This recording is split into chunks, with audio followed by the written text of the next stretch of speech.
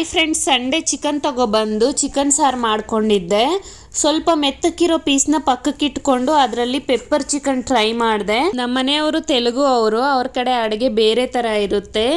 ಯಾವಾಗಲೂ ಚಿಕನ್ ಸಾರೇ ಯಾಕೆ ಅವ್ರಿಗಿಡೋದು ಅಂತೇಳಿ ನಾನು ಸ್ವಲ್ಪ ಚಿಕನ್ ಸೈಡ್ಗೆ ಇಟ್ಕೊಂಡು ಸ್ವಲ್ಪ ವೆರೈಟೀಸ್ ಮಾಡ್ಕೊಡ್ತೀನಿ. ಪೆಪ್ಪರ್ ಚಿಕನ್ ಮಾಡ್ಕೊಳೋದಕ್ಕೆ ಒಂದು ಕಡಾಯಲ್ಲಿ ಸ್ವಲ್ಪ ಆಯಿಲ್ ಹಾಕ್ಕೊಂಡು ಅದರಲ್ಲಿ ಈರುಳ್ಳಿ, ಕರಿಬೇವು ಹಾಕಿ ಲೈಟಾಗಿ ಫ್ರೈ ಮಾಡ್ಕೋಬೇಕು. ಆಮೇಲೆ ಸ್ವಲ್ಪ ಜಿಂಜರ್ ಗಾರ್ಲಿಕ್ ಪೇಸ್ಟ್ ಹಾಕ್ಕೊಂಡು ಫ್ರೈ ಮಾಡಿಕೊಂಡು ಅದಕ್ಕೆ ಚಿಕನು, ಅರಿಶಿಣ, ಧನಿಯಾ ಪುಡಿ, ಖಾರಕ್ಕೆ ನಾನು ಹಸಿಮೆಣಸಿನ್ಕಾಯಿ ಹಾಕ್ಕೊಂಡೆ.